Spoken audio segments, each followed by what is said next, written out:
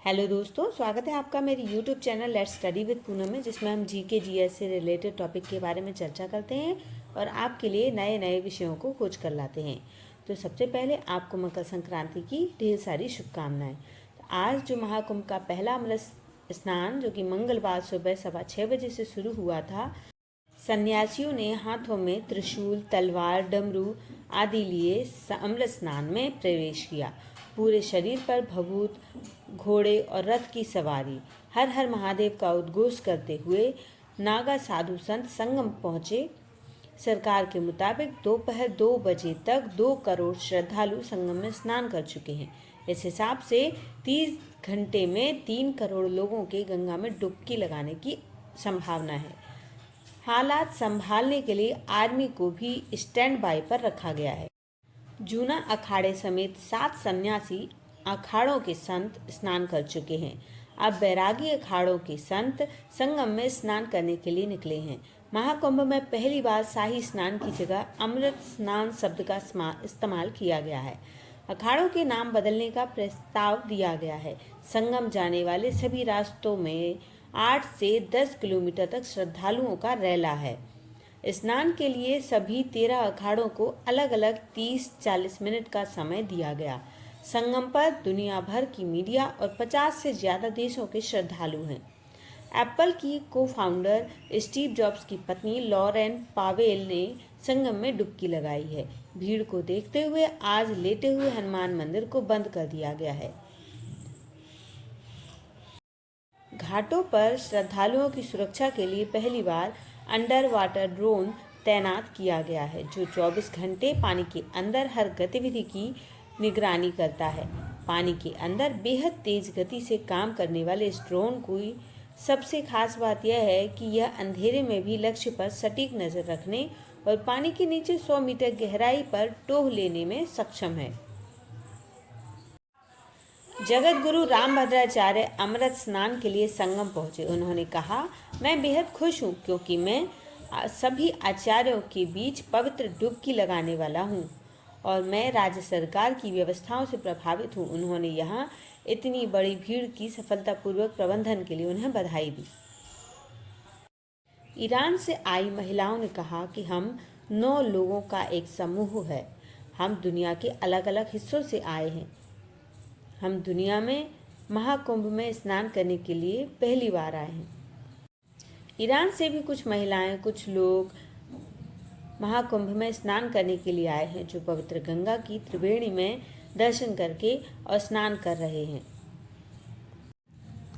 विदेशी लोगों का कहना है कि उन्होंने इतना बड़ा इवेंट कभी नहीं देखा है। नीदरलैंड के VX ने बताया कि उनका पहला महाकुंभ है जिसमें उन्होंने इतनी बड़ी संख्या में लोगों को पहली बार किसी जगह इकट्ठे हुए देखा है। शाही स्नान, जिसे हम अमृत स्नान भी कहते हैं, उसके कुछ नियम हैं। अगर आप शाही स्नान के दिन महाकुंभ स्नान करने के लिए जाने वाले हैं तो इन बातों का विशेष ख्याल रखें, वरना आपको महाकुंभ स्नान का पुण्यकारी फल नहीं मिलेगा। शाही स्नान या अमृत स्नान वाले दिन सबसे पहले साधु संत स्नान करते हैं। इसके बाद ही गृहस्थ लोग गंगा में स्नान करते हैं। गंगा स्नान के बाद सूर्य देव को अर्घ्य जरूर दें और भगवान भास्कर का आशीर्वाद लें। गृहस्थ लोगों को गंगा में 5 बार डुबकी लेनी चाहिए। गंगा स्नान के बाद गरीब और जरूरतमंदों को अन्न, धन, वस्त्र आदि चीजें दान करनी चाहिए। महाकुंभ के दौरान कुल 3 अमृत स्नान होंगे, जिसमें से पहला अमृत स्नान मकर संक्रांति के दिन 14 जनवरी को होगा, दूसरा अमृत स्नान 29 जनवरी को मौनी अमावस्या पर और तीसरा 3 फरवरी को बसंत पंचमी के दिन कहा जाएगा।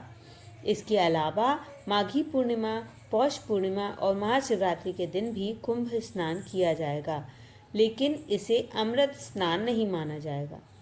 महाकुंभ के दौरान कुछ विशेष तिथियों पर होने वाले स्नान को अमृत स्नान कहा जाता है।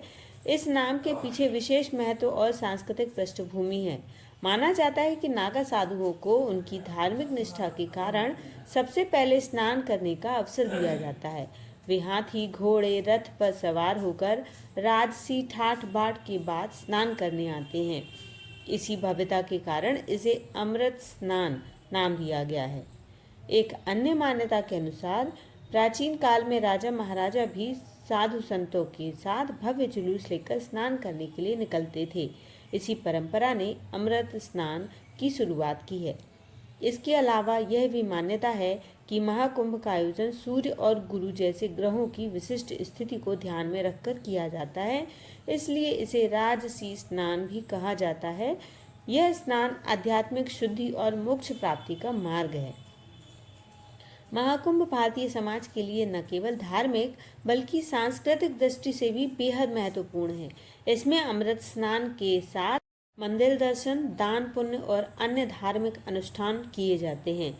महाकुंभ में भाग लेने वाले नागा साधु, अघोरी, सन्यासी हिंदू धर्म की गहराई और विविधता को दर्शाते हैं। महाकुंभ का यह आयोजन धार्मिक आस्था और सामाजिक एकता और सांस्कृतिक धरोहर का प्रतीक है। महाकुंभ में जाने का यदि आप प्लान कर रहे हैं तो आप यहाँ पर हेलीकॉप्टर राइड का भी मजा ले सकते हैं। पूरे महाकुंभ मेले के नज़ारे आसमान से देख सकते हैं। तो चलिए जानते हैं आप ये हेलीकॉप्टर राइड कैसे बुक कर सकते हैं और इसके लिए आपको कितने पैसे खर्च करने पड़ेंगे। अगर आप भी महाकुंभ जा रहे हैं और चाहते हैं कि आप हेलीकॉप्टर से घूमें और परिवार को घुमाना चाहते हैं तो हेलीकॉप्टर राइड बुक कर लीजिए। इसके लिए आपको सबसे पहले यूपी पर्यटन विभाग की आधिकारिक वेबसाइट https://www.upstdc.com.in पर जाना होगा और यहाँ पर आप देखेंगे आपको कई सारे सेक्शंस दिखेंगे। यहाँ पर आप देखेंगे तो आपको हाईलाइट होते हुए कुछ सेक्शन दिखेंगे जिनमें से एक हेलीकॉप्टर जॉय राइड होगा। आपको इस हेलीकॉप्टर जॉय राइड के ऑप्शन पर क्लिक करना होगा। इसके बाद आप देखेंगे आपके सामने एक पेज खुलेगा जहां पर आपको महाकुंभ 2025 पर क्लिक करना होगा। फिर पहले कॉलम में महाकुंभ 2025 चुनें और उसके बाद आपको वो तारीख चुननी है जिस पर आप राइड चाहते हैं। इसके बाद आपको कितने लोगों के लिए ये राइड चुननी है वो चुनें और फिर सर्च राइड पर क्लिक करें। इसके बाद आपको बुक पर क्लिक करके अपनी राइड बुक करनी होगी। आप इस हेलीकॉप्टर राइड का मज़ा 7 से 8 मिनट तक ले पाएंगे, यानी इतनी देर की ये सेवाएं होंगी। जहां पहले एक व्यक्ति को हेलीकॉप्टर राइड के लिए 3000 रुपये देने थे, वहीं अब आपको इसके लिए 1296 रुपये देने होंगे। तो इस तरह इस वीडियो में हमने दोस्तों पहले दिन शाही स्नान का वर्णन किया, उसके बारे में आपको बताया और हेलीकॉप्टर की राइड यदि आप लेना चाहते हैं तो उसके लिए क्या क्या प्रोसीजर होगा, आप किस तरीके से हेलीकॉप्टर राइड ले सकते हैं उसके बारे में बताया। तो दोस्तों यदि आपको हमारा वीडियो पसंद आए तो चैनल को लाइक शेयर सब्सक्राइब जरूर करें। धन्यवाद दोस्तों।